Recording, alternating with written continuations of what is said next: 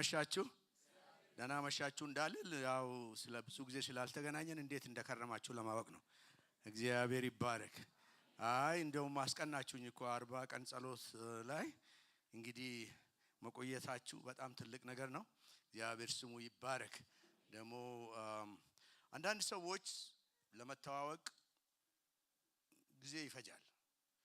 አንዳንድ ሰዎች ደግሞ ስታገኙዋቸው አብራችሁ እንደሆናችሁ ትሆናላችሁ እና የመንፈስ ግንኙነት ስላለ እና ይሄ ስጋ ያልፈጠረ ድካም የማይጠይቅ በመንፈስ መገናኘት እና ከወንድሜ ኤልያስ እና ከፓስተር ገነት ጋራ እንደዛ ነው የሆነ።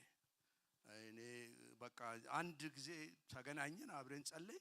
የመንፈስ ነገር ነው። በቃ መንፈሳችን ለመንፈሳችን ስለመሰከረ እንግዲህ እግዚአብሔርን በጣም እጅግ አድርጌ አከብረዋለሁ። እዚህ ስለሚሆነውም ነገር እግዚአብሔር ይባረክ። ሊሆንም ስላለው ነገር እግዚአብሔር ይባረክ። ገና ስለሚመጣው ነገር ስሙ ይባረክ። አለ ምኑን አይቴ በሉት። ተጠቀባችሁ ያለው አረ ምኑን አይቴ ገና በሉት። አረ ገና ምኑን አይቴ በሉት።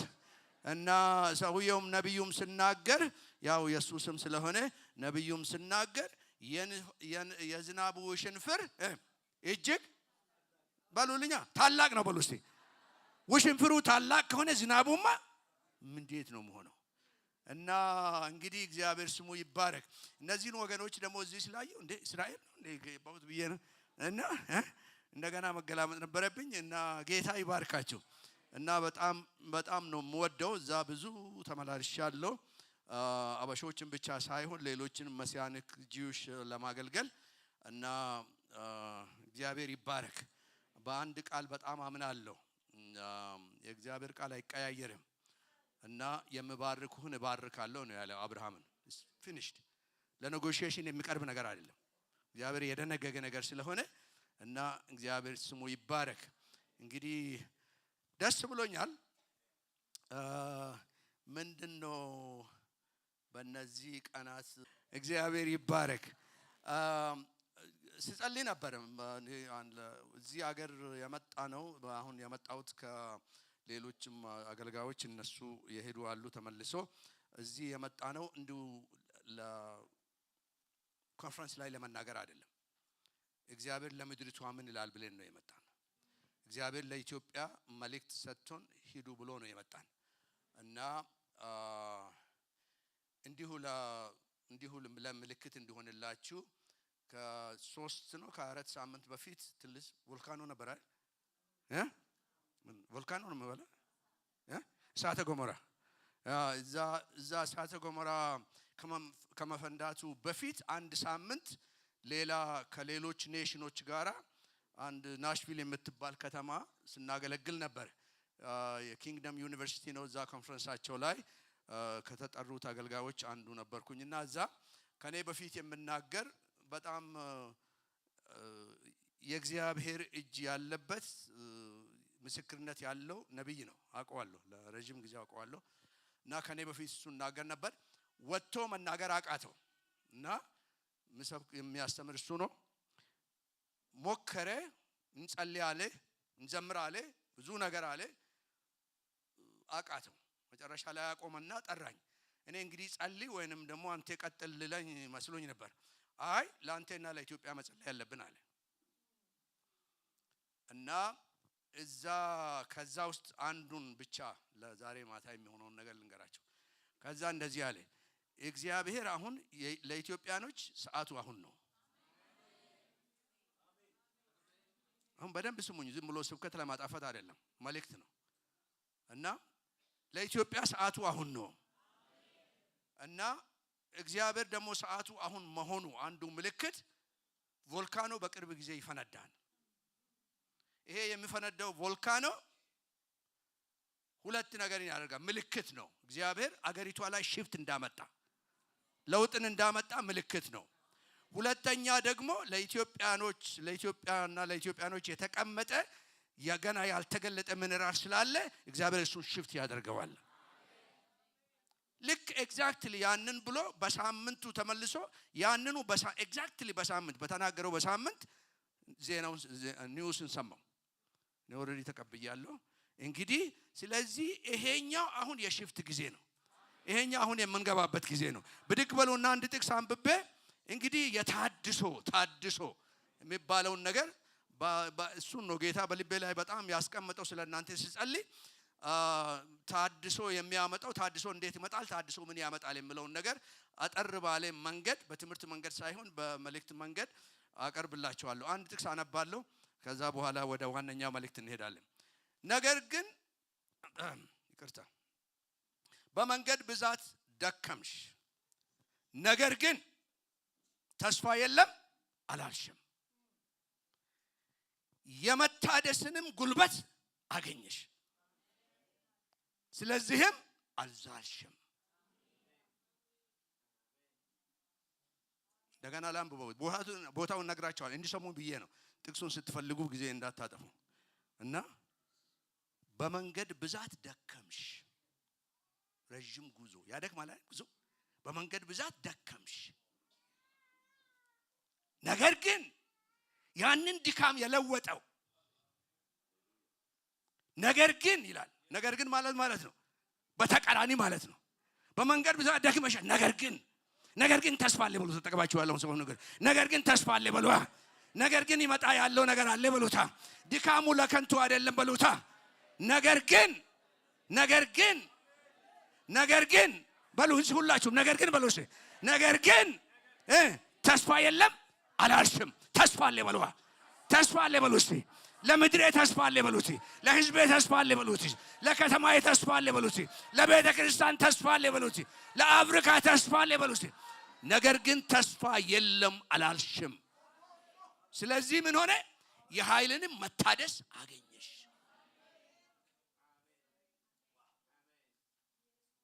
ተስፋ የለም የጉልበትንም መታደስ አገኘሽ ይላል በአማርኛ በመደበኛው ትርጉም። ስለዚህ አልዛልሽም። እንግዲህ ዛሬ ይሄንን ነው እንድንመለከት እንፈልገው። ጥቅሱ ያለው ቤታችሁ ገብታችሁ ታነባላችሁ። ኢሳይያስ 57 ቁጥር 10 ነው እና ሌላ ጊዜ አሰላስሉት። አሁን መልእክት ነው እሱ እና ድካም አንዳንድ ጊዜ በቃ እንትን ያደርጋል አይደለም በቃ ተስፋ ወደ መቁረጥ እንድንሄድ ያደርገናል። ግን አሁን ተስፋ የምንቆርጥበት ጊዜ ሳይሆን በኃይል የምንነሳበት ጊዜ ነው። አንድ ጊዜ ታገሱኝና ከመጸለያችን በፊት ቃሉን ልንገራችሁ። እሱን ይዛችሁ ከዛ በኋላ ማብራሪያ ውስጥ ነው የምገባው አጭር። ይሄ አሁን ያለንበት ጊዜ ጥሪው ለእናንተ በተለይ እኔ ሲጸልይ የነበረው ለኢንዲቪጁዋል ብቻ ሳይሆን ለቤተ ክርስቲያኒቷ ነው እና ምንድነው ይሄ ተስፋ እንድታደስ ከፈለጋችሁ አሳርፉት እንጂ አታሳልፉት። አሳርፉት እንጂ አታሳልፉት። ይህ የማሳረፍ ጊዜ እንጂ የማሳለፍ ጊዜ አይደለም። ማሳለፍ የተለመደ ነገር ነው። ማሳረፍ ግን ውሳኔን ይጠይቃል።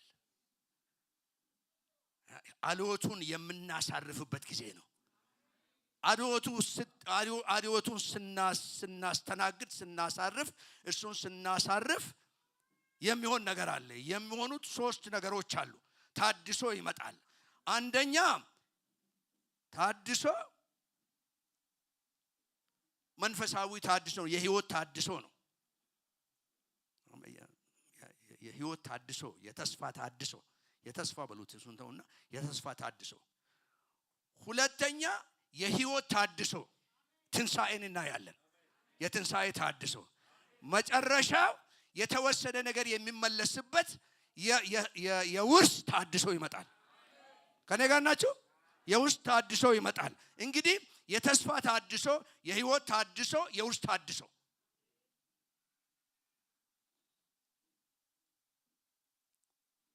እንግዲህ ዘመኑ ይሄ ነው።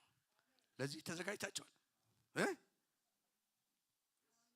እጆቻችሁን ከፍ አድርጉና ተዘጋጅ።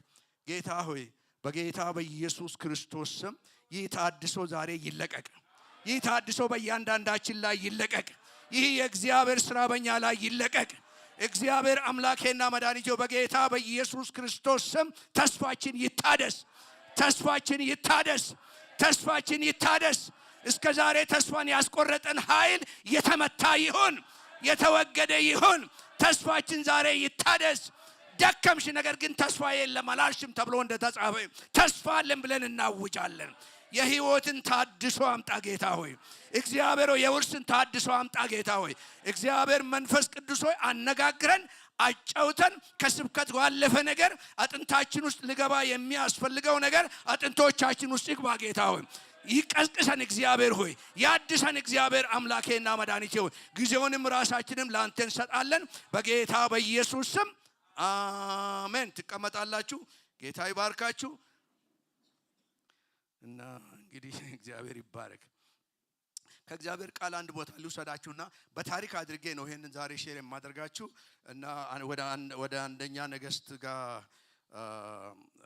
ሂዱ። ወደ ሁለተኛ ነገሥት ቀጥታ ወደ ሁለተኛ ነገሥት ጋር ሂዱና ሁለተኛ ነገሥት ምዕራፍ 4 ከቁጥር 8 ጀምሮ ያሉትን ጥቂት ካነበብኩ በኋላ በዛ መሰረት ወደፊት እንሄዳለን። እና ከኔ ጋር እንደሆናችሁ እንግዲህ ከነገራችሁኝ እንገሰግሳለን።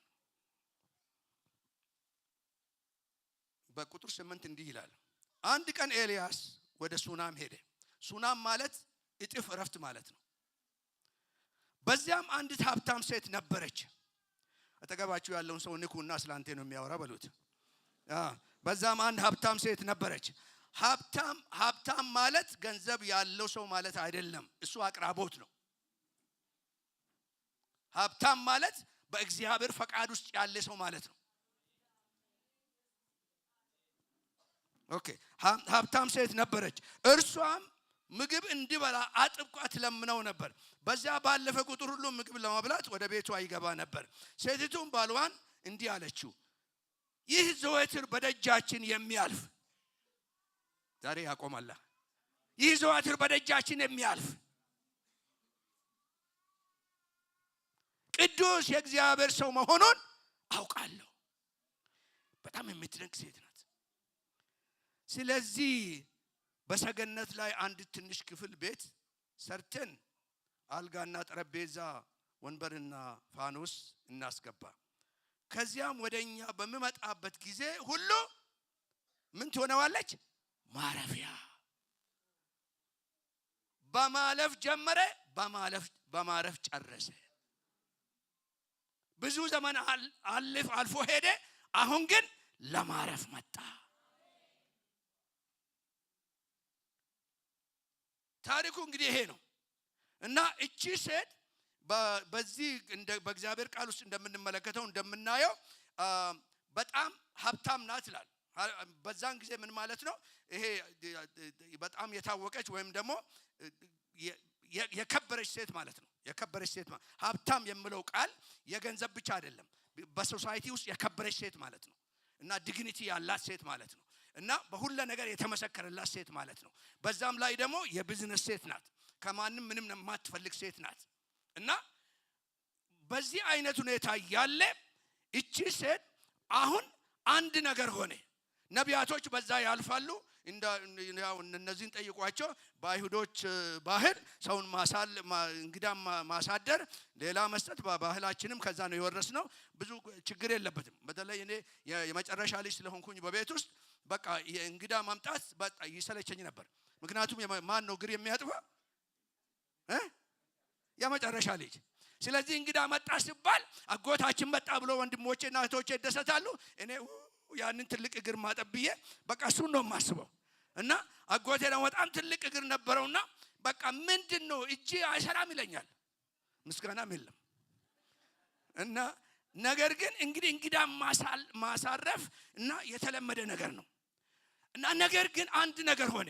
ነቢያቶች በዛ ያልፋሉ፣ ይሄዳሉ፣ ይመጣሉ። ነገር ግን ይሄ አንድ ነብይ ግን የሆነ ነገር ሆነ። እሱ ሲያልፍ አየሩ ይቀየራል። እሱ ሲያልፍ አትሞስፈሩ ይቀየራል። እሱ ሲያልፍ የሚሆን ነገር አለ።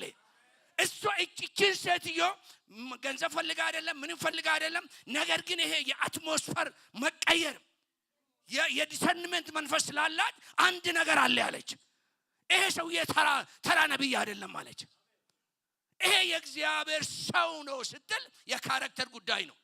አይተው አታውቅም፣ አነጋግረው አታውቅም። ነገር ግን በመለየት ጸጋ የመለየት ጸጋ በላዋ ላይ ነበረ እና አየችውና እርሱ ባለፈ ቁጥር የሚቀየር ነገር አለ። አረ እግዚአብሔር ስላንተ ነው የሚያወራ በሉት። እሱ ባለፈ ቁጥር የሚቀየረው ነገር አለ። እሱ ማን እንደሆነ አታውቅም። እሱ ሁለት እጥፍ ቅባት እንዳለው አታውቅም። ኤልሳ ሁለት እጥፍ ግን ያ የተሸከመው ነገር አየሩን ይቀይረዋል። ባለፈ ቁጥር አየሩን ይቀይረዋል። ከማንም ጋር ተገናኘም ነገር ገና ይቀየራል። በአንተ ምክንያት የኢትዮጵያ አየር ይቀየራል በሉታ። አትሞስፈሩ ይቀየራል በሉታ። መስሪያ ቤት ይቀየራል በአንተ ምክንያት በሉታ። ስለተናገርክ አይደለም፣ ስለምትሸከመው ነገር የእግዚአብሔርን ክብር የምትሸከም ከሆነ የሚያመጣ ለውጥ አለ፣ የሚቀይረው ነገር አለ። ስለዚህ በቃ ያንን ነገር አየችና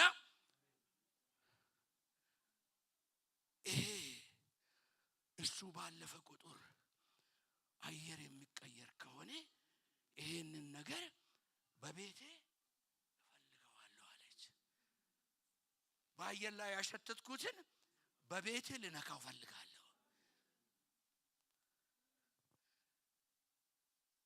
እንደውም ከዛ በኋላ ባልዋን እንደ መልካም ሚስት እባክህ አንድ ነገር ላድርግ። ምን ለማድረግ? በዚህ የሚያልፍ ሰው ይሄ ነቢይ አንድ ነገር አለው። ይሄን ሰው እቤታችን እንጋብዘውና አንድ ቀን ብቻ መጥቶ ይብላ። ብቻ ከኛ ጋር አንድ ቀን መጥቶ ይብላ። እነሆ በደጅ ቆሜ አንኳኳለሁ። ማንም ደጁን ቢከፍትልኝ ከእርሱ ጋር እራት በላለሁ። ይሄ በአይሁዶች ካልቸር እነሱን ጠይቁ የተለመደ ነገር ነው። ከኛ ጋር ይብላና እንካፈል። እሱ ያለውን እንካፈል፣ እኛ ያለውን እንስጠውና እሱ ያለውን እንቀበል። ከዛ እንዲህ አለችው። አስተዋለች፣ ቅባቱን አየች። ነቢይ ነው ብቻ ባላለችም የእግዚአብሔር ሰው ነው። ብዙዎች ቅባት አላቸው፣ የእግዚአብሔር ሰዎች መባል ግን አይችሉም። ካራክተር፣ ማንነት፣ ቅባትና ማንነት ብዙ ጊዜ በኢትዮጵያ የፈሰሰው ቅባት ነው። ነገር ግን የሚሸከም ትከሻ ስላጣ በየቦታ ፈሰሰ። ይሄ የእግዚአብሔር ሰው እንደውም እንዴት ትላለች በቁጥር 9 ላይ ዘወትር በደጃችን የሚያልፍ ይሄ ቅዱስ የእግዚአብሔር ሰው መሆኑን አውቃለሁ። ያልፋል፣ ግን ቅዱስ ሰው ነው። ቅባት ተሸክሟል። የሆነ ነገር አለ። እሱ ሲያልፍ አየር ይቀየራል። ነገር ግን እኛ አልተጠቀምንበትም። እባክህ ባለ እንጠቀምበት። ይሄንን ነገር የእግዚአብሔርን አልወት ወደ ቤታችን እናምጣ። የእግዚአብሔርን መገኘት ወደ ቤታችን እንጋብዝ። ለእግዚአብሔር አልወት በር እንክፈትለት። ለእግዚአብሔር መገኘት በር እንክፈትለት። እባክህ እናሳርፈው።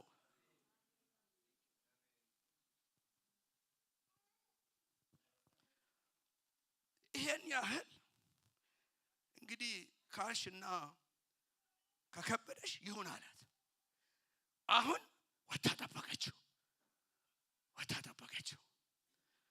እና ናና ከኛ ጋራ ብላ አለችውና እንደው ቃሉ ሲናገር ምን ይላል? ግድ አለችው ይላል በድሮ አማርኛ። አጥብቃ ለመነችው ይላል።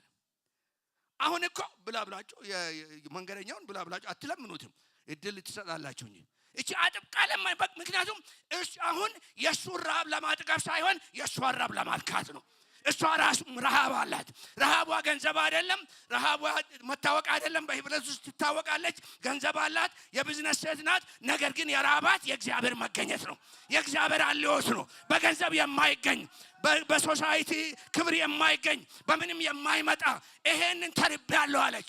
አንድ ቀን ይሄ ሰው ቤታችን ገብቶ ይሄ የሚሸከመው ነገር ቤታችን መዓዛውን ቢቀይርልን፣ ሽታውን ቢቀይርልን። ታስታውሳላችሁ በጌታ ኢየሱስ ላይ ማርያም መታ ሽቱን በሰበረችው ጊዜ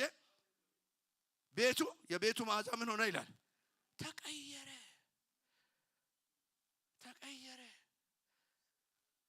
ይሄን እንደው የለመነችው እባክህ እባክናና ከኛ ጋራ ብላ አጥብቃ ለመነችው። እሺ ብሎ መጣ። በላ ከነሱ ጋራ ሄደ። እሺ ባለቤቴ እንዴት ነው? ደስ ብሎሻል? አይ ደስ ብሎኛል፣ ግን ችግር አለብኝ። ምንድነው ችግሩ?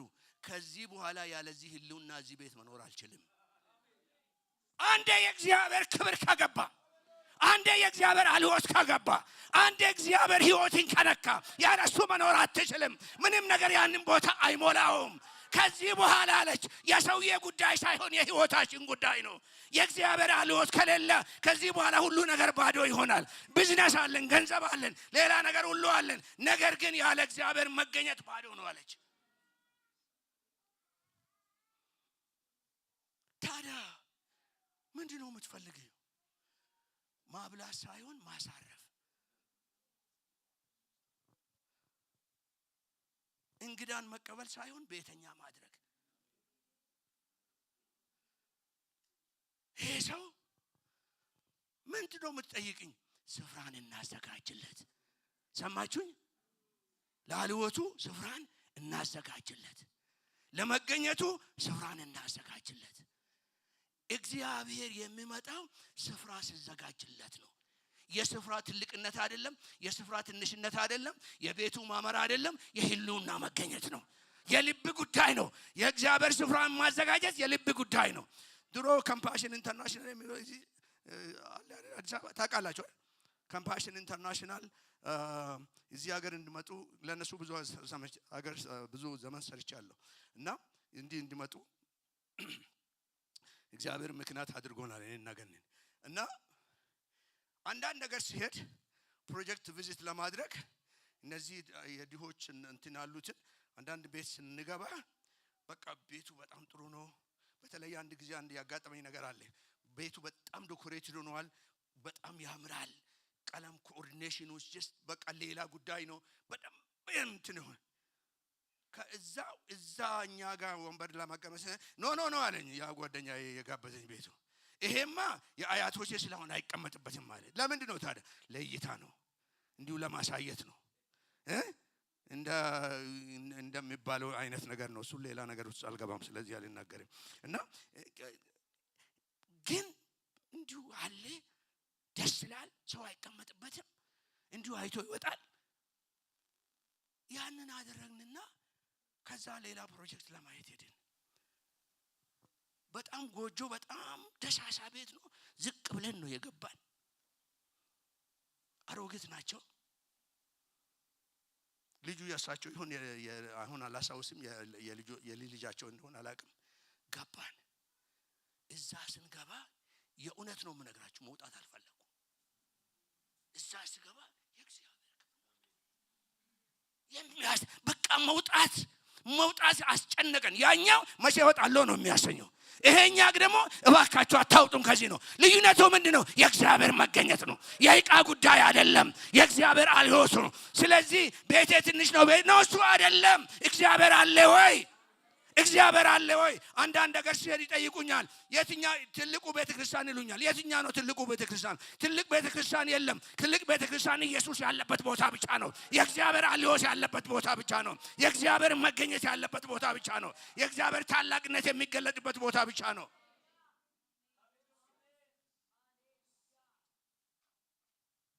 እቺ ሴት ያለችው መሆን አልችልም አለች። ምን እናድርግ? ስፍራን እናዘጋጅለት። በአዲስ ኪዳን እቺ ሴት በብሉይ ኪዳን ውስጥ ሆና እንደ ዳዊት በአዲስ ኪዳን ያለውን አደረገች። ዳዊትም አልወቱን የማደሪያውን ድንኳን ለማምጣት በሄደ ጊዜ ችግር በመካከል አጋጠማቸው። ከዛ በኋላ ነገርን አስተካክሎ እንዲህ አለ፣ ለእግዚአብሔር ስፍራን አዘጋጀ፣ ድንኳንንም ተከለ፣ የእግዚአብሔርንም ታቦት አመጣ ይላል። ታውሳላችሁ? ልብ በሉ። ወደ አዲስ ኪዳን ስንመጣ የመጀመሪያ መጽሐፍት ክርስቶስ በማደሪያ ድንኳን የምትል ናት። የዛሬ 40 ምናምን ዓመት 50 ምናምን ዓመት። አሁን ብዙዎች የድሮዎቹ የሚያውቁኝ በመጽሐፍቶቼ ነው። አሁን ያው ጄኔሬሽን እንግዲህ ዩቲዩብ ላይ ስለሚውል ያነብ እንደሆነ አላውቅም። አሁን ወደ 54 ደርሰዋል መጽሐፍቶቹ። እንግዲህ ከቻፕ ለማድረግ ከፈለጋችሁ ለማለት ነው። እና ምንድነው ይሄ የማደሪያውን ድንኳን ሲያመጣ ዳዊት እግዚአብሔር ሰዎችን ከቀሰፈ በኋላ ከእግዚአብሔር ጋር ተነጋገረና እንዲህ አለ፣ ለእግዚአብሔር ታቦት ድንኳኑን ተከለለት፣ ስፍራንም አዘጋጀ። ተመልሶ አመጣ። ምስጢር ልንገራችሁ፣ የእሱ ልጅ ሰለሞን ትልቅ ቤት አሁን ትሩስ የሚያየው እሱ ነው ቦታ እንትኑ እና ትልቅ ሰራ። ማግኒፊሰንት የሆነ ነው የሰራው። ዳዊት ያው ገንዘብንም ሁሉ ሰጥቶት፣ ነገር ግን እንኳን ወደ አዲስ ኪዳን ለማለፍና ያ ቤተ መቅደስ ባቢሎናውያን መጥተው እንዲያቃጥሉት እግዚአብሔር ፈቀደ። ለምን? ገንዘብ እጄ ሊባል ነበረበትም። ወደ አዲስ ኪዳን ስንመጣ ግን እግዚአብሔር እንዲህ አለ፣ የወደቀችውን የዳዊትን ድንኳን እንደገና አነሳታለሁ አለ። ለምን? ለእግዚአብሔር መገኘት ሰርተዋልና፣ እግዚአብሔርን ለማስተናገድ ሰርተዋልና፣ እግዚአብሔርን ፈልጎ ሰርተዋልና። ቁም ነገሩ የነገር ብዛት የነገር ትልቅነት አይደለም፣ ለእግዚአብሔር ስፍራን ማዘጋጀት። የወደቀችውን የዳዊትን ድንኳን አነሳለሁ አለ። ምክንያቱም ህልውና እዛ ተገለጠ፣ ክብሩ እዛ ተገለጠ። ለዚህ ነው የመጀመሪያ መጽሐፍን ክርስቶስ በማደሪያ ድንኳን ውስጥ ብዬ የጻፍኩት። እዛ ውስጥ ነው በምሳሌ ራሱን የገለጠው። አሁን እሱ ልተውና ፋስት ፎርወርድ። ከዛ በኋላ ቤተኛ አደረገችው። መጣ፣ ስፍራን ሩም ሰሩለት፣ ወንበር አስቀመጡ፣ መብራትም አስቀመጡ፣ ሁሉም ነገር መጣ። ከዚህ በኋላ አንተን በቃ በመጣ ቁጥር ሁሉ ይሄ ማረፊያ ነው አሉት። አሳርፈው ብሎ ተጠቀባችሁ ያለው ሰው ጌታን አሳርፈው ብሎት፣ ጌታን አሳርፈው ከዚህ በኋላ በለው። ሌላውን ተውና ጌታን አሳርፈው። አገልግሎቱ አይደለም፣ መሮጡ አይደለም፣ መስበኩ አይደለም፣ ምንም ማድረጉ አይደለም። ጌታን ማሳረፍ፣ ጌታን ማሳረፍ፣ ጥሪያችንን እግዚአብሔርን ማሳረፍ። የእግዚአብሔር ማረፊያዎች ነን። የእግዚአብሔር ቤተ መቅደስ እንደሆናችሁ የእግዚአብሔር መንፈስ እንደምኖርባችሁ አታውቁምን?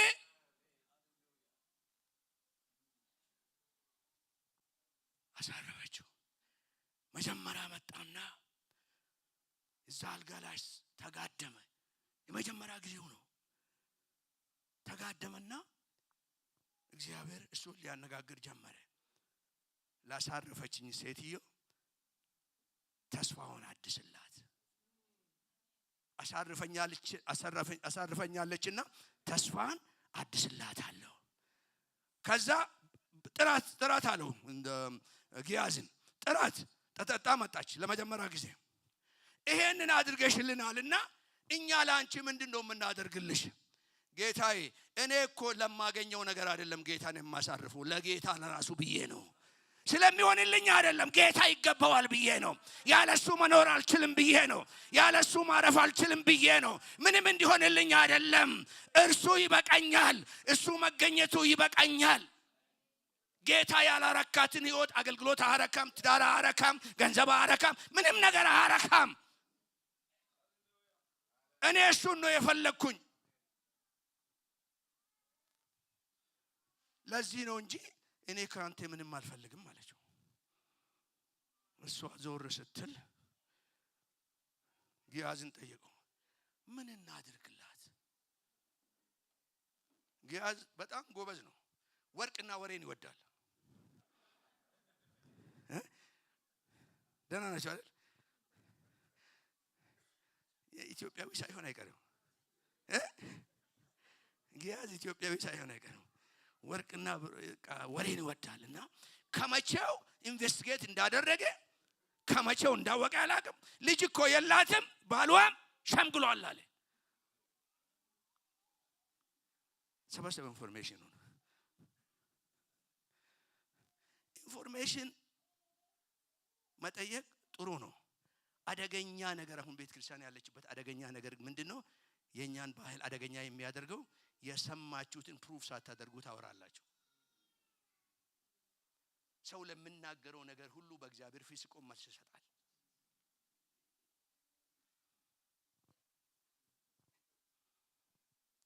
ዋላ ስላት ጥራት አለው። ሁለተኛ ጊዜ ተጠራች። አሁን እንደገና ትጠራለች በሎታ። የመጀመሪያ ጥሪ ምን ላድርግልሽ ነው። ለመጀመሪያ ጥሪ በቃ መጣችና እንግዲህ ምን እናድርግልሽ እና የመጀመሪያ ጥሪ አሁን ከዚህ በኋላ እግዚአብሔር ጠርቶ ምን ላድርግልህ ልጄ ይልሃል። አሳርፈኛልና ምን ላድርግልህ? እኔ ጌታ ሆይ በቃ ክብርህን ነው የምፈልገው። እኔ አንተን ደስ ማሰኘት ነው የምፈልገው። እኔ ለአንተ መሆን ነው የምፈልገው። እንደገና ትጠራለህ። ምክንያቱም ሞቲቭ ተመርምሯል፣ ሞቲቭ አልፏል። እንደገና ትጠራለህ። ንገረውና አሁን ትጠራለህ በለው። ንገረውና አሁን ትጠራለህ በለው። አሁን ትጠራለህ በለው። ምክንያቱም እግዚአብሔርን ካሳረፍክ እግዚአብሔር ሊያሳርፍ ይፈልጋል። ልጄን አሳርፋታለሁ አለ እግዚአብሔር። ቅባቴን አሳርፋለችና ልጄን አሳርፋታለሁ አለ። ስለዚህ ጥራት አለው። ሁለተኛ ጊዜ ተመልሳ ስትመጣ የዛሬ ዓመት አረባካቸው አነጋግሩኝ። የዛሬ ዓመት መቼ? የዛሬ ዓመት ወለዋ የዛሬ ዓመት ወለዋ ሲባካችሁ ቀን ተቆጥሯል በለው። አንተ ለተቀበል ያለው ቀን ተቆጥሯል በለው። እግዚአብሔር ቀን ቀጥሮልሃል። እግዚአብሔር ቀን ቀጥሮልሃል። በእግዚአብሔር መዝገብ ተጽፏል። የዛሬ ዓመት የዛሬ ዓመት የዛሬ ዓመት የዛሬ ዓመት ምን ትሆኛለሽ? ልጅ ትወልጃለሽ ወይ? ቆይ ለምንድን ነው ይሄን ያህል የልጅ ጉዳይ ትልቅ ነገር የሆነው? ምክንያቱም እንደዚህ እግዚአብሔርን እየፈለገች እግዚአብሔርን እየተጠማች የተሸከመችው ነቀፋ አለ። ህብረተሰቡ የጣለባት በአይሁዶች ልማድ ያለ መውለድ ማለት የእርግማን ምልክት ነው። ስለዚህ ይሄን ሁሉም የተረገመች ሴት ይሄው ገንዘብ አላት፣ ጥሩ ካራክተር አላት። ነገር ግን ምን ያደርጋል? ተረግማለችና ልጅ አትወልድም። ያን ብቻ አይደለም፣ ያን ነቀፋ ብቻ መሸከም አይደለም፣ የወደፊት ተስፋ ደግሞ የላትም። ልጅ በአይሁዶች የወደፊት ተስፋ ነው። የወደፊት ተስፋ የላትም። ስለዚህ እርግማን ተሸክማለች፣ የወደፊት ተስፋ የላትም። እሷ ግን እግዚአብሔርን ታስተናግዳለች። አረ ከጉዳይ ውጣና ከእግዚአብሔር ጋር ተገናኝ ብሎ ተጠቀባቸው። ከጉዳይ ውጣና ከእግዚአብሔር ጋር ተገናኝ። እግዚአብሔር ያውቃል። እያንዳንዱ ሰው ስላንተ የሚናገረውን ያውቃል። የሚሆነውን እግዚአብሔር ያውቃል። እግዚአብሔር ጠበቃን አይፈልግም። እግዚአብሔር ኢንፎርሜሽንን አይፈልግም። እግዚአብሔር ልብን ያያል። በውስጥ የተጠማኸው ምንድነው? የዛሬ ዓመት የዛሬ ዓመት የዛሬ ዓመት አላት። የዛሬ ዓመት እርግማኑ ይሰበራል። የዛሬ ዓመት ተስፋሽ ይረጋገጣል። የዛሬ ዓመት ውርስ ይኖርሻል። የዛሬ ዓመት ልጅን ትታቀፊያለሽ። የዛሬ ዓመት ቀና ብለሽ ትሄጃለሽ። ምን መጣ ቢባል እግዚአብሔርን አስተናገርኩኝ። የእግዚአብሔርን ሕይወት አስተናገርኩኝ። እግዚአብሔር በቤቴ መጣ። እግዚአብሔር በቤቴ ገባ። እግዚአብሔር ነገሬን ቀየረ። እርግማኔን ሰበረልኝ። ነቀፋዬን አስወገደልኝ። ስለዚህ ነው ኤልሳቤጥ እግዚአብሔር ነቀፋዬን አስወገደልኝ አለች። የዛሬ ዓመት ለስንቶቻችሁ እንደሆነ መልእክት እኮ ነው የምነግራችሁ። የዛሬ ዓመት የሚጠብቀው ነገር አለ የምትሉ የዛሬ ዓመት የምነግራችሁ ምስጢር አለ። ስሙኝ። ጉዳያችሁን ትታችሁ ከሱ ጋር አይናችሁን በሱ ላይ አድርጉ። ነገራችሁን፣ ችግራችሁን ማውራት ትታችሁ እሱን አመስግኑት። እሱን አስተናግዱት። የእግዚአብሔርን መንፈስ አስተናግዱት። የእግዚአብሔርን ፈቃድ አስተናግዱት። ከዛ በኋላ ለጉዳያችሁ እግዚአብሔር መልስን ይሰጣል። መልስን ያመጣል። የዛሬ ዓመት ጠይቆ አይደለም ተጠይቃ ነው። ሰማችሁ? ጠይቃ አይደለም ተጠይቃ ነው። ከዚህ በኋላ ጠይቄ ሳይሆን ተጠይቄ ያደርግልሃል። ጠይቄ ሳይሆን አልቅሴ ሳይሆን እንደውም ያለፈ ሳምንት የዛሬ ሳምንት አርብ ነው ዛሬ የዛሬ ሳምንት የሰበኩት ስብከት እግዚአብሔር እንዲህ አለ፣ እንዲህ በልልኝ አለ። አታልቅሱ ሰምቻለሁ። እያለቀስክ ማመስገን አትችልም። የኛ ባህል ደግሞ የልቅሶ ባህል ነው። በጣም ይወዳል ልቅሶን። ማልቀስ ሲያቅተው አስለቃሽ ይቀጥራል። ይሄ እኮ እናንተ እርግማን ነው። ራሱ አልቅሶ አልበቃ ስለው አስለቅሰኝ ብሎ ገንዘብ መክፈል አለ። ይሄንን እግዚአብሔር ይሰብረዋል። እግዚአብሔር ሳቅን ያደርጋል። እግዚአብሔር ሳቅን ያደርጋል። እግዚአብሔር ደስታን ያደርጋል። የእግዚአብሔር መንፈስ ባለበት ቦታ በዛ ነፃነት አለ፣ በዛ ሳቅ አለ። እንባ አይደለም፣ ምስጋና ነው፣ አምልኮ ነው። እግዚአብሔር በእውነትና በመንፈስ የሚያመልኩትን እነርሱን ይሻልና ልክሶ ለአምልኮ። ስለዚህ ሁሉ ጊዜ በዛ አይነት መንፈስ ሰዎች ሲያዙ ሁሉ ጊዜ ያለው ነገር ምንድነው? በቃ ይሄ ያልሆነልኝም ሁሉ ጊዜ ማልቀስ ነው። የተደረገልህን ማየት አትችልም፣ ማመስገን አትችልም፣ እረፍት የለም፣ ጭንቀት ነው። ሰይጣን ደግሞ በዛን ጊዜ ይጨፍራል። አንተን ያስለቀሰ እሱ ይጨፍራል። ልክ ማመስገን ስትጀምር ድንኳኑ ይበተናል፣ ስራው ይፈርስበታል። ልክ ማመስገን ስትጀምር፣ ምክንያቱም እግዚአብሔር ንጉሥ ነው። ወደ አደባባዮቹ የምንገባ በምስጋና ነው። በምስጋና ስንገባ ንጉሱ ጋር እንቆማለን። ንጉሱ ጠበቃችን ይሆናል። ንጉሱ መልሱን ያመጣል። ስለዚህ እዛ የምንገባ ቁልፉ አንድ ብቻ ነው፣ ምስጋና ነው። ወደ ደጆቹ በምን እንገባለን? በምስጋና በአምልኮ። ጠላት ያንን ነው የምሰርቀው። ያንን ሲወስድብህ ቁልፍ የለህም፣ መግባት አትችልም። ቁልፌን ተቀብያለሁ ብሎ ቁልፌን አስመልሻለሁ ብሎ ቁልፌን ከዛሬ ጀምሮ አስመልሻለሁ ብሎታ። ስንቶች በሉልኛ እጃችሁን አንሱና አስመልሻለሁ ብሎታ። ምስጋናዬን አስመልሻለሁ፣ ከዚህ ጠላት አይወስድብኝም። ስለዚህ እከፍታለሁ፣ እገባለሁ። ወደ ደጃደባዎቹ እገባለሁ፣ ወደ እግዚአብሔር እገባለሁ። አምላኬን አየዋለሁ፣ አምላኬን አከብረዋለሁ። በእግዚአብሔር ደስ ይለኛል፣ በአምላኬ ደስ ይለኛል።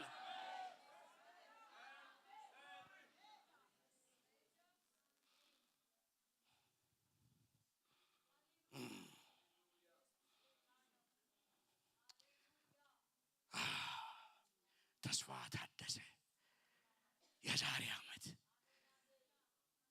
ፈራችና እባክህ እንዳታባባኝ ተወኝ፣ በቃ ይቅር። እኔ ይሄ ልጅ ያለ መውለዱን ተቀብያለሁ። አንዳንዱ ችግር እግዚአብሔር ሰጥቷችሁ ሳይሆን ስለተቀበላችሁ ነው ከእናንተ ጋር ያለው። በቃ እኔ ተቀብያለሁ፣ ምንም አያደርግም፣ ምን ይሆናል፣ በቃ ተወኝ፣ እንደው በቃ ይሄ ነገር አትንካብኝ፣ በቃ ተው። ኖ ለችግር አትኖርም፣ ለእግዚአብሔር ትኖራለህ። እግዚአብሔር ግን ችግርን ይፈታል። እግዚአብሔር ግን ነገርህን ይፈታል። እግዚአብሔር ግን ለነገር መልስን ይሆናል። ኢየሱስ የመጣው አጠገባችሁ ያለውን ሰው ንኩና፣ ኢየሱስ የመጣው መልስ ሊሰጥ ሳይሆን መልስ ሆኖ ነው በሉት። አጠገባችሁ ያለውን ሰው መልስ ሊሰጥ ሳይሆን የመጣው ኢየሱስ መልስ ሆኖ ነው። ኢየሱስ መልስ ነው በሉት። ጩሁና ኢየሱስ መልስ ነው በሉት። ኢየሱስ መልስ ነው። ኢየሱስ መልስ ነው። ለጥያቄ ሁሉ ኢየሱስ መልስ ነው።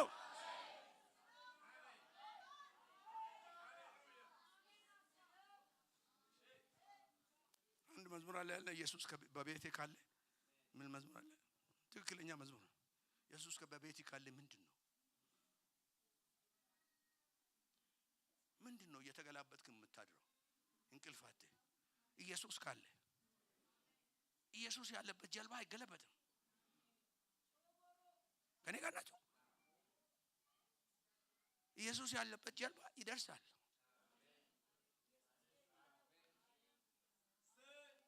ምንም የሚሆን ነገር የለም።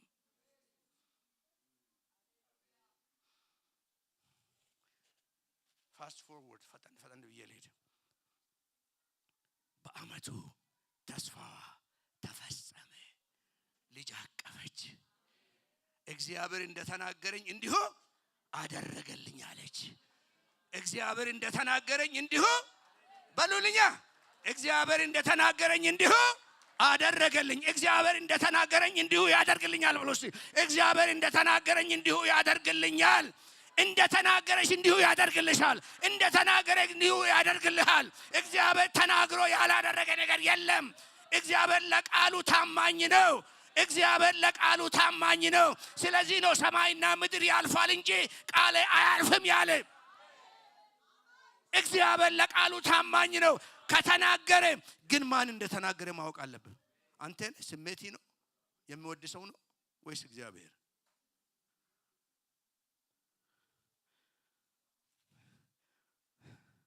ጸነሰች፣ ወለደች። ጠላት ቅስሙ ተሰበረ። ይሄው እግዚአብሔርን አስተናገርኩት፣ አልወቱን አስተናገርኩት። ስለዚህ እርግማን ተሰበረ። ነውሬ ተወገደ። ይሄው የወደፊት ተስፋዬ ታደሰ፣ ወራሽ አለኝ ብላ ስትል ጠላት ይሄንን ማቆም አልቻልኩኝም አለ። ስለዚህ ምንድነው የማደርገው? የተወለደውን እገላለሁ። ከእግዚአብሔር ተጸንሶ የተወለደ አይገደልም ብሎ ተጠቅባቸዋል። በቃ አይገደልም በሉት፣ አይገደልም በሉት። በሁኔታ ውስጥ ሊያልፍ ይችላል እንጂ አይገደልም በሉት። እግዚአብሔር የሰጠው ራእይ አይገደልም። እግዚአብሔር የሰጠው ተስፋ አይገደልም፣ አይቀበርም፣ አይገደልም። ምንም የሚሆን ነገር የለም። እግዚአብሔር ተናግሯልና ይሆናል።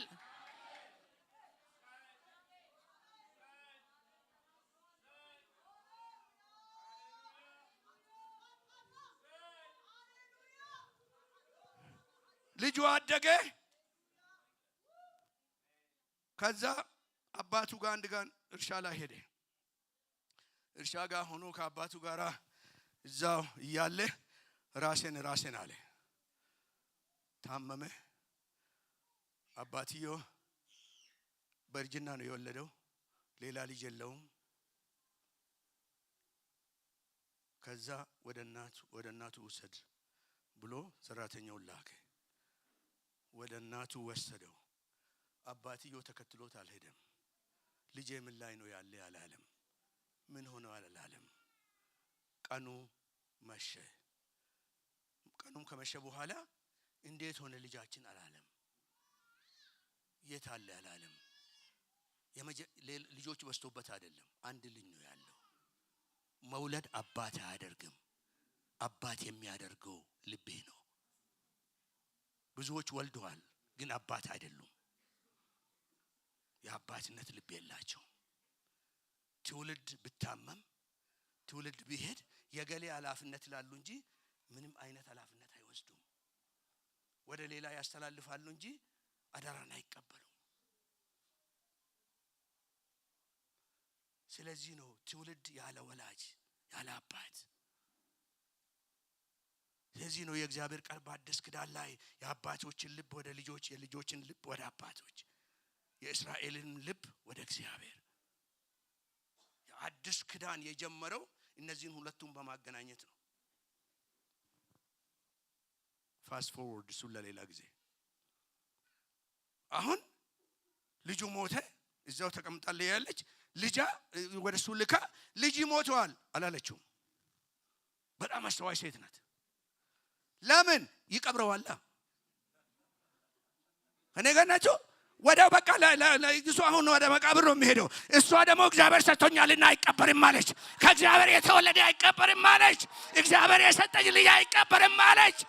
የሚቀበር እግዚአብሔር አልሰጠኝም በሉ። ተጠቀባችሁ ያለው ሰው የሚቀበር ነገር እግዚአብሔር አልሰጠኝም በሉ።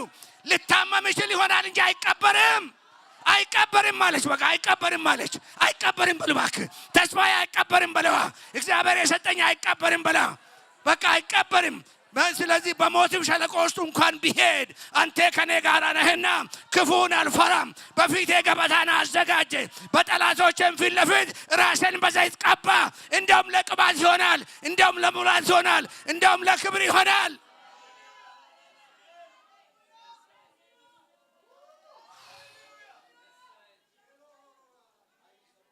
አይቀበርም። ብዙ ሰዎች በሁኔታ ምክንያት ከእግዚአብሔር የተሰጣቸውን ቀበሩ። እሷ አልቀበረችም። አይቀበርም አለችና የት እንደምወስደው አውቃለሁ አለች። አልጋን አስቀድማ አዘጋጅታለች። የእግዚአብሔር መንፈስ ያለፈበት ነብዩ የተኛበት አልጋ፣ ድምጽ የመጣበት ስፍራ፣ የድምጹ ምንጭ እዛ ቦታ ነው አለች። ተስፋው የመጣ እዛ ቦታ ነው አለች። ስለዚህ ልጄ የሚሄደው ወደ መቃብር ሳይሆን ወደ መጣበት ወደ ተስፋ ስፍራ መልሰዋለሁ አለች። እግዚአብሔር ወደ ሰጠኝ ወደዛ ወደ ተስፋ መልሰዋለሁ አለች። አመጣችና አልጋ ላይ አጋደመችው። በአይሁዶች ባህል ሬሳ አልጋ ላይ አይቀመጥም። በተለይ በነቢይ አልጋ ላይ አይሆንም። እሷ ግን አልሞትም አለች። የጊዜ ጉዳይ ነው እንጂ አልሞትም። ስለዚህ በነቢይ አልጋ ላይ አስተኛችሁ። በነቢይ አልጋ ላይ አስተኛችሁ። አልሰማችሁኝም? በነቢይ አልጋ ላይ አስተኛችሁ። የሬሳ ሳጥን ሳይሆን በነቢይ አልጋ ላይ አስተኛችሁ። ራእይ የመጣበት አልጋ ላይ አስተኛችሁ። በጣም አስደናቂ ሴት መሆኗ ደግሞ የሚታየው ምን መሰላችሁ? አስተኛችሁና ቁልፍ አድርጋ ቁልፉን ለምን ድንገት መጥቶ በር ከከፈተ ሞቷል ብሎ ይቀብራላ። ስለዚህ ቁልፉን ይዛ ሄደች። ቆልፍበት ብሉት። ተጠቀማችሁ ያለውን ሰው ቆልፍበት በሉት። ቆልፍበት በሉት። በቃ ለጠላት ቆልፍበት በሉት። አታስገባ በሉት። በቃ ምንም ተስፋ ምን ልብ የሌለውን አታስገባ በለው። ቆልፍበት። አንተን አይመለከትህም በለው። አንተ ዝም ብለህ የምታደርገውን አድርግ በለው። እኔ ግን የማደርገውን አውቃለሁ። እኔ ግን መሄድ እንደሚገባኝ አውቃለሁ። እኔ ከማን እንደተቀበልኩ አውቃለሁ። ስለዚህ ከእግዚአብሔር የተቀበልኩትን ለማንም አልሰጥም። በርንም አልከፍትም በርንም አላሳይም በርንም። ለምን አስቀድሜ አልጋ ለእግዚአብሔር ነቢይ አዘጋጅቻለሁ። ድምፁ የመጣ ከዛ ቦታ ነው። ከዛ ቅባት ነው። ዘጋችና ጉዞ ቀጠለች። ወዴት ነው የምትሄደው? እዛ ወደ ተናገረ ሰውዬ ወደ ድምፁ ተመለስ ብሉት። አጠገባችሁ ያለ ስሜትን ተውና ወደ ድምፁ ተመለስ ብሉት። እግዚአብሔር ወደ ተናገረ ነገር ተመለስ ብሉት። ወደ መጀመሪያ ወደ ሰማኸው ድምፅ ተመለስ ብሉት። ወደዛ ስፍራ ተመለሽ በሉት። በቃ እዛ ነው ነገሩ ያለ። እዛ ነው። በስሜት ውስጥ አይደለም። ሰይጣን በሚያመጣ ሐሳቢ ውስጥ አይደለም። ሁኔታው በሚለው ነገር አይደለም። ኖ እኔ ወደዛ እመለሳለሁ። መጀመሪያ ወደ ሰማሁበት ተነስታ ገሰገሰ። ጠራችውና እስቲ ቶሎ ብለህ አህያና አንድ ሎሌ ላክልኛል። ልሄድ ነው የምትሄጂ? ነብዩ ጋር ሄዳ። ለምን? ግድ የለም አንተን አይመለከትም። ምክንያቱም ከመንፈሳዊ ነገር ላንተ አይገባህም። ቶ እንደ ባሌ አከብርሃለሁ፣ ግን እኔ እንደ ነብይ እኖራለሁ። በቃ እኔ አንተን አይመለከትም ብነግርህም በቃ ለምን ትሄጃለሽ? ቅበሪ ነው የምትይኝ። ስለዚህ እኔ ስለማልቀብር እኔ አንተ ምን ግድ የለም ተወው አለችው። ገሰገሰች። እንዲህ አለች ልጁን፣ እንዳታዘገየኝ፣ ፈጥነህ ሂድልኝ፣ ጉዳይ አለኝ። የትውልድ ጉዳይ ነው። የትውልድ ጉዳይ ነው። ፍጠንልኝ፣ እንዳታዘገየኝ ፍጠን አለችው። ፈጥኖ ገስግሶ ቀርሜሎስ ተራራ በጣም እስራኤል ውስጥ በጣም ከምወደው ቦታ አንዱ እሱ ነው። የሆነ ነገር አለው እዛ ተራራ ላይ። እዛ ስትደርስ ከሩቅ አያት። ሱናማዊቷ መታለች። ያያሃል በሉት። ጠገባችሁ ከሩቅ ያያሃል በሉታ። እግዚአብሔር ያያሃል በሉታ። እግዚአብሔር አይቶሃል በሉት። እስቲ እግዚአብሔር አይቶሃል በሉታ። ገና ከሩቅ ስትመጣ ያያሃል። ገና ከሩቅ ስትመጣ ያያሃል። እግዚአብሔር አያትና ሱናማዊት ናት አለና ግን አለ። አሁን በደንብ ስሙኝ። ግን እግዚአብሔር አልገለጠልኝም። እጥፍ ቅባት የተቀበለ ነብይ ነው። ነብይ ማለት እግዚአብሔር ያልተናገረውን ሌላውን ለማዘሰት መፍጠር ማለት አይደለም። ብዙ ጊዜ የነብይነትን ጸጋ የሚያበላሽ ይሄ ነው።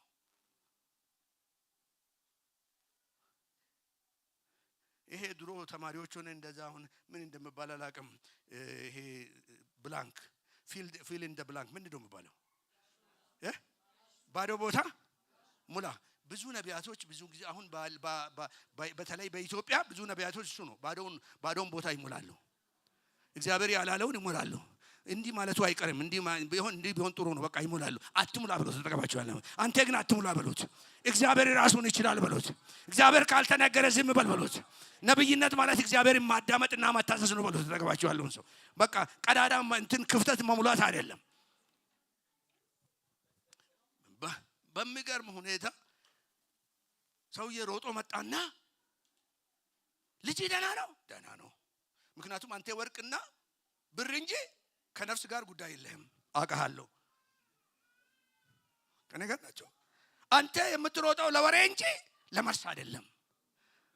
አው ደህና ነው። እንደውም ብዙ ጻፊዎች አሉ። ሁሉ ደህና ነው እንዴት ነው የሚባለው? ሁሉም ሰላም ነው። ጥሩ ነው መዝሙሩ፣ ግድ የለኝም እኔ ችግር አይደለም። ነገር ግን ኮንቴክስቱ ልክ አይደለም። ከዛ ከወጣ ኮንቴክስቱ ልክ አይደለም። እሷ ችግሯን ለማይመለከት ሰው ነው አልናገርም ያለችው። ሁሉም ደህና ነው አለች። አንተ አይ ምን ማልሽ የለህማ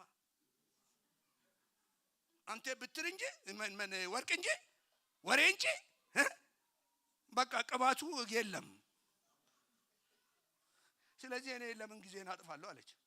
ጊዜህን አታጥፋ በሉት። ጊዜህ ውድ ነውና ዝም ብለህ በየፈርማታው ዝም ብለህ እየወረድክ አታውራ በሉት። ተጠቅባቸው ያለው በቃ ዝም ብለህ በቃ የሚጠቅም የማይጠቅም ዝም ብሎ ከኔ ጋር ናቸው። አዎ ብትሆኑ ይሻላችኋል። ምክንያቱም ስብከት አይደለም ምሪት ነው። ስሙኝ። ከዛ አለፈችና ሄዳ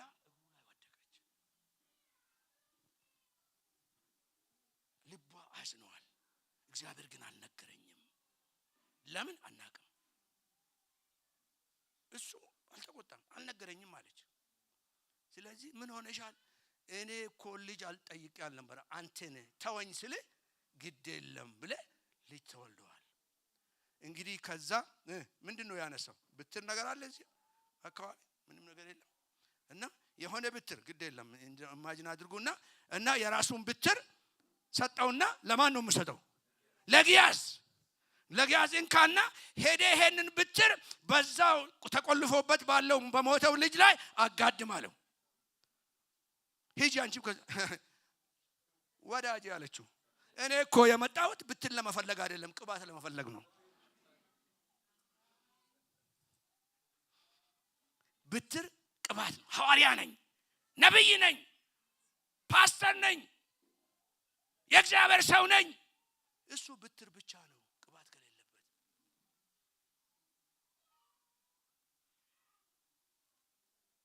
እሱ ደግሞ ደስ አለው።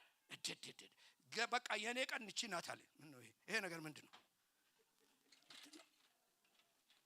ግድ የለም ብትር አይደለም እቺ የኔ ቀን ናት አለ። በቃ እቺ በቃ አሁን ማንነቴን የምታወቅበት ማንነቴን የማረጋግጥበት በመንገድ ሁሉ ለሁሉም ያያሳየው የሚሄድበት በቃ ነብዩ አምኖ ሰጥቶኛልና ሄጂ አሁን በቃ ነፍስና በቃ ይሮጣል ይሮጣል።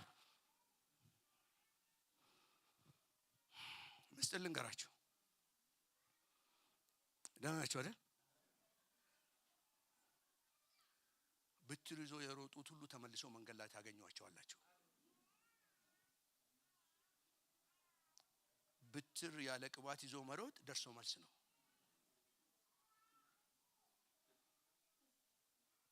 በኢትዮጵያ ምድር ብዙ ደርሶ የሚመለሱ አሉ። ብዙ ደርሶ የሚመለሱ አሉ። ሮጥ ሄደ ብትሩን ይዞ፣ እሷ ግን ይሄዳለች። እኔ ከሱ ጋር ጉዳይ የለኝም። ለይታለች። ቅባቱና ብትሩን ለይታለች። አንተስ በሉት ተጠቅባችሁ ያለውን ሰው አንተስ በሉት በቃ እሷ ለይታለች።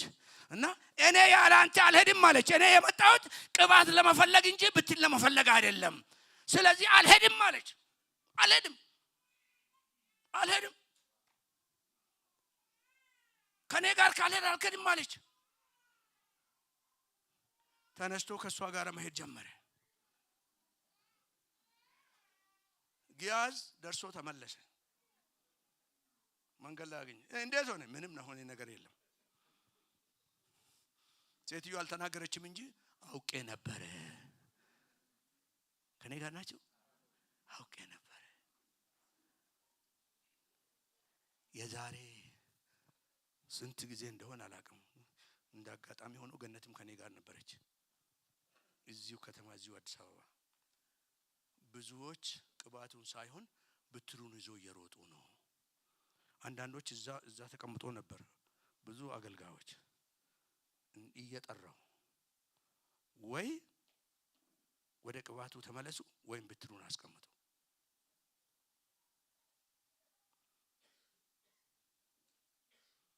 ሌላውን ለመውቀስ ሳይሆን የሉም እነዛ ብትሩን ይዞ የሮጡት የሉም።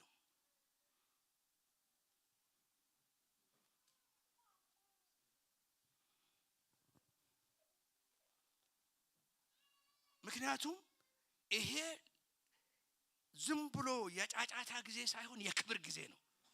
እግዚአብሔር በጸጋ የሚሰራበት ጊዜ አለ፣ ክብሩን የሚገልጥበት ጊዜ አለ። የእግዚአብሔር ክብር ሲመጣ እግዚአብሔር አይታገስም። በጸጋ ጊዜ እግዚአብሔር ይታገሳል። ክብሩ ማንነቱን ይወክላል። ክብሩ ኃይሉን ይወክላል። እግዚአብሔር የሚባላ እሳት ነው የሚባለው ያ ነው። ክብሩ ሲመጣ ማስመሰል አይቻልም። ክብሩ ሲመጣ እኔ እንዲህ ነኝ ማለት አይቻልም። ክብሩ ሲመጣ በጸጋ ስታገሰን ክብሩን መድፈር እንጀምራለን።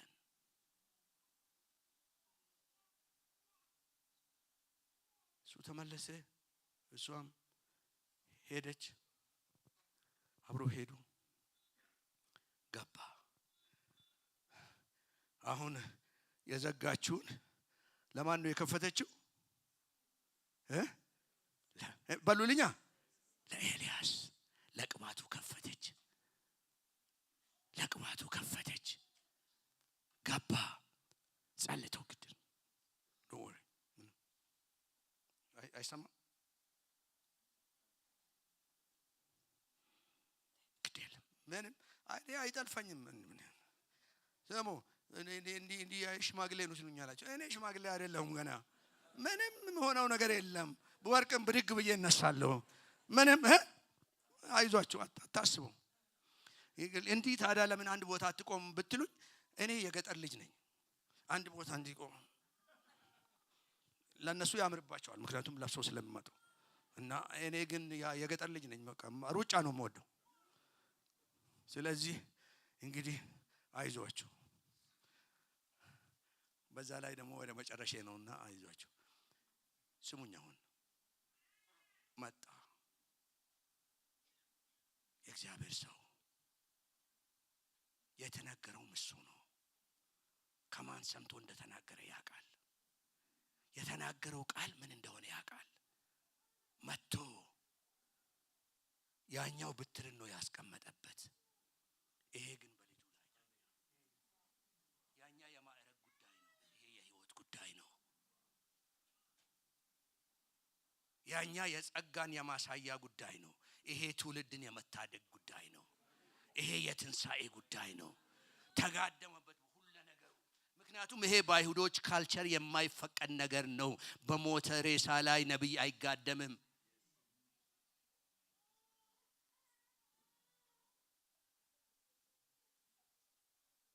ጸለ 7 ጊዜ ያስነጥሰውና ብድግ አለ። መጀመሪያ ምን እናድርግልሽ ተብላ ተጠራች። ሁለተኛ ጊዜ የዛሬ ዓመት ትወልጃለሽ ተባለች። አሁን ሶስተኛ ጊዜ ልጅሽን ውሰጂ። ጠላት ሞተ ያለውን ውሰጂ። ጠላት ሞቷል ያለውን እግዚአብሔር አስነስቶታል። ነይና ልጅሽን ውሰጂ። ጠላት የገደለባችሁ ራእይ ዛሬ ይነሳል። ራእይን ዛሬ ትቀበላለህ። እንደገና ይመጣል። እግዚአብሔር ያለው ነገር አይቀበርም። ስለዚህ ናና ውሰድ። የእግዚአብሔር ጥሪ እሱ ነው። የሰጠሁ ራእይ ናና ውሰድ። ናና እንደገና አንሳ። ሕይወት አግኝተዋልና የጠላትን ድምፅ ዝጋና ና ግባ ከኔ ጋራ ከመንፈሴ ጋራ ናና ግባ። ነይና ልጅሽን ውሰጂ። ወሰደች፣ ሄደች። ወገኖችንም ለማሳረፍ የልብ ለልብ ላነጋግራቸው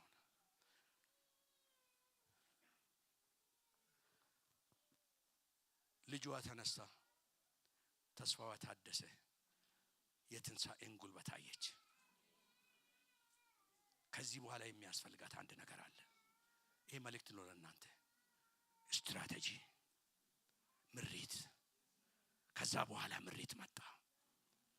ልክ ያንን ልጁን አስነስቶ እንትን ካለ በኋላ ስምኝ አላት። አሁን የእግዚአብሔርን ድምፅ ታዘዥ። ምንድነው የማደርገው? አገርሽን ለቀሽ ሂጂ። 7 ዓመት ረሃብ ይሆናልና 7 ዓመት ረሃብ ስለሚሆን ከሌላ ከሚካፈለው መከራ ላለመካፈል አንቺ ለቀሽው ሂጂ። እኔ እኮ እዚህ ሀገር ጉዳዩ እሱ አይደለም። ለምን እግዚአብሔር ኖ እሱ አይደለም ጉዳዩ። አሁን ምሪት ነው የምሰጥሽ። ምሪቱን ከተቀበልሽ አንቺንም ራስሽንም ልጅሽንም ታጅኛለሽ። ስለዚህ አሁን እግዚአብሔር ለኢትዮጵያ ቤተክርስቲያን ምሪትን ሊሰጣት ይፈልጋል። ሊመጣ ላለው ነገር እግዚአብሔር ምሪትን ሊሰጣት ይፈልጋል። ቤተክርስቲያን እየሰማች ነው ወይ? የቤተክርስቲያኑን ተውና አንተ ለራስና ለቤት ትሰማለህ ወይ? ሂጂ አላት። አልገባትም። ለመሃን ልጅ ሰጥቶ ከሞት አስነስቶ ምን እንጀራማ መስጠት ያቅተዋል? አቅተው። ግን አሰራሩ ልዩ ነው። አሰራሩ ልዩ ነው። ጉዳዩ ድምፁን ሰምቶ መታዘዝ ነው። ክርክሩ አይደለም። ለምን እንዲህ ይሆናል አይደለም። ምን አልከኝ ነው ነገሩ። ንጉሥ ሲናገር መታዘዝ ብቻ ነው። ሄደች። 7 ዓመት ይቆጠራል። 7 ዓመት፣ 1 ዓመት፣ 2 ዓመት፣ 3 ዓመት፣ 4 ዓመት፣ 5 ዓመት፣ 6 ዓመት፣ 7 ዓመት 7 ዓመት አለችና ተነስ ልጅ አለችው። እዛ በቃ አለቀ። እዛ እንዳሁኑ ቴሌፎን አልነበረም፣ ስልክ አልነበረም፣ ምናምን አልነበረም። እግዚአብሔር ያለው ስንት ዓመት ነው በሉልኛ። አትጨምር አትቀንስ ብሎ ተጠቀባችሁ ያለው ሰው ንካውና እግዚአብሔር ያለውን ብቻ በሉት። እግዚአብሔር ያለውን ነገር ብቻ። 7 ዓመት ካለ 7 ዓመት ነው። ከዛ ብድግ ብላ ተመልሳ ስትመጣ ጠላት አሁን ልጇን መግደል አልቻልኩም፣ ንብረቷን ግን ወረስኩኝ አለ። አትወርስም በሉታ። ለምን? እዛ ቤት ውስጥ ቅባት ገብቷል። ቅባት ያረፈበትን ቤት፣ የእግዚአብሔር ድምጽ ያረፈበትን ቤት፣ ትንሣኤ የተገለጠበት ቤት ጠላት አይወርስም፣ ጠላት አይወስድም። ለጊዜው ሊፎክር ይችላል እንጂ ምንም ሊያደርግ አይችልም። ምንም ነገር ሊያደርግ አይችልም።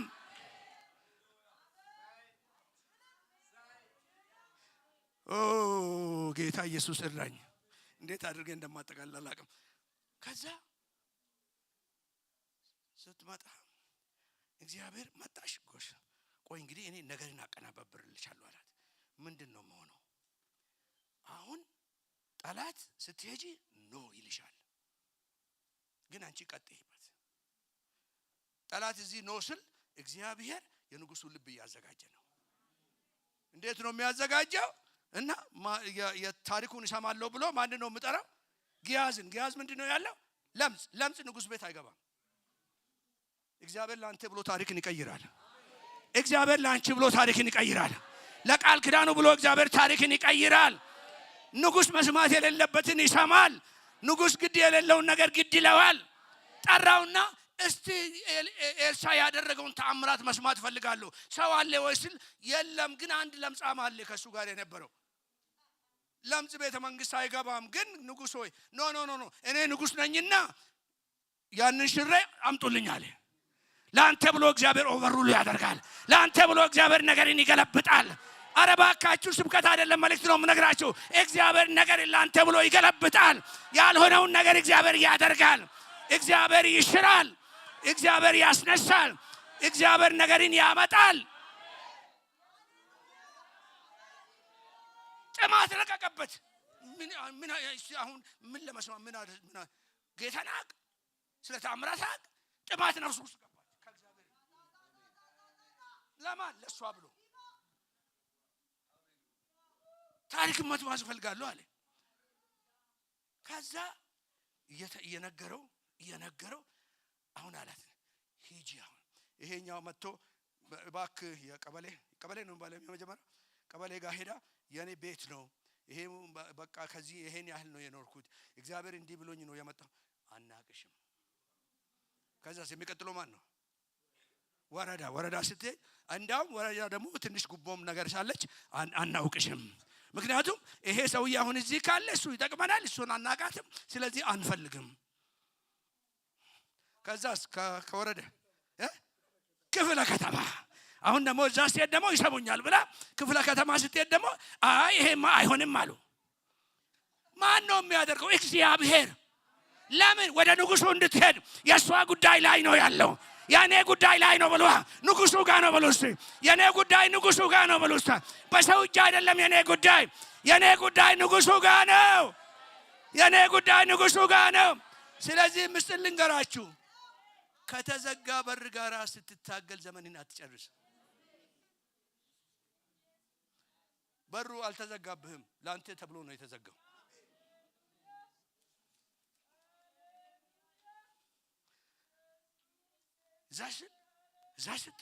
እዛ ቤቱ ታስትል መጨረሻ ከዛስ በኋላ ምንድነው?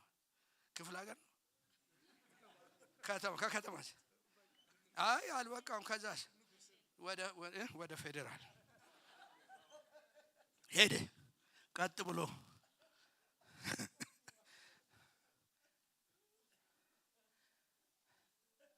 አሁን እንግዲህ ምንም የመጨረሻ ምንድነው ንጉሱ ጋር ሄዶ አቤቱታ ማቅረብ ነው። ማን ነው ያዘጋጀው? እግዚአብሔር። በሩን የዘጋ ማን ነው? እግዚአብሔር። የሷ ከንቱ እንዳይሆን የሰጣት ቅባቱን ያስተናገደችበት ቤት ጠላት ወርሶ እንዳይቀር ከዛ ልክ እየተናገረ አሁን ሂጂ አላት። ልክ ሲል ጌታ ያ ንጉስ አሁን ሲነግር የነበረው ልጅ ይሄውና ኤልሳ ከሞት ያስነሳው ልጅ ይሄውና ከነ ምስክርነቱ እግዚአብሔር ያደረገው የእግዚአብሔር ማህተም ያለበት እግዚአብሔር ትንሣኤ ይሄውና አለው። ከዛ በኋላ ንጉሱ ቆይ ግን አንተ ስራህን ጨርሰሃል ይላል። ድሮም ለምጻም ነው ተቸግሬ ነው ያመጣው እንጂ ማግባት አለ። ከፈረሱ አፍ ነይ አላት። መጣች። እንዴት ያ ተአምራት እንደሆነ ነገረችው። አሁን ምን ትፈልጊያለሽ? ጠላት ያ ልጅ የተወለደበትን ቤት ያ ነብይ ያረፈበትን ቤት ለነብይ ያሰራሁትን ክፍል ወስዶ አለቅ ብሎኛል። ንብረቴንም አንለቅ ብሎኛል። ይሄማ አይሆንም። ይሄማ በዳኛ ሳይሆን በልዩ ትእዛዝ ነው። በልዩ ትእዛዝ ነው። ልዩ ትእዛዝ እየወጣልህ ነው በሉት። ተቀባቸው ያለው ሰው ልዩ ትእዛዝ ከአርያም እየወጣልህ ነው በሉታ። ልዩ ትእዛዝ በሉት። ጩሁና ልዩ ትእዛዝ በሉት። ከንጉሱ ትእዛዝ በሉት። ከንጉሱ ልዩ ትእዛዝ፣ ከንጉሱ ልዩ ትእዛዝ።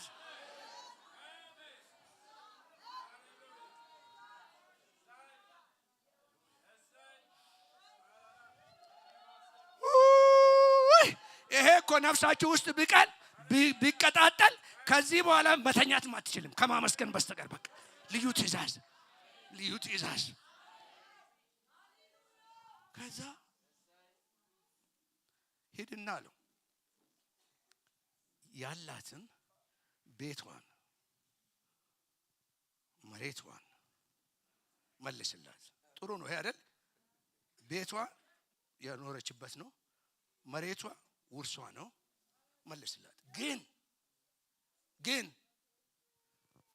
አሁን ያልበላውን የሰባቱን ዓመት ይከፍላል። የሄደችበት 7ቱ ዓመት እየተጠራቀመ ነው።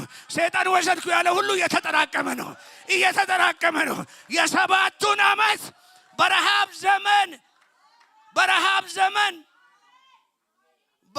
ዘመን አጣሁ ያለችውን በበረከት ዘመን ቁና ተሰፈረላት።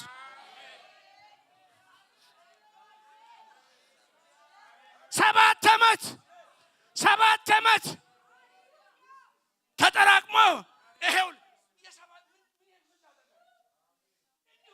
ታደርግ እግዚአብሔር በሷ ደስ እንዳለው እንድታይ እንጂ የ7 ዓመት ለሷና ምን ያደርግላታል?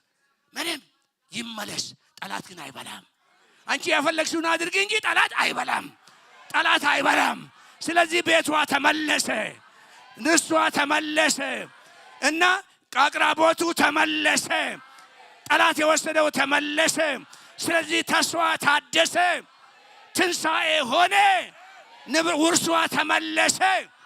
መልእክት እየነገርኳችሁ ነው።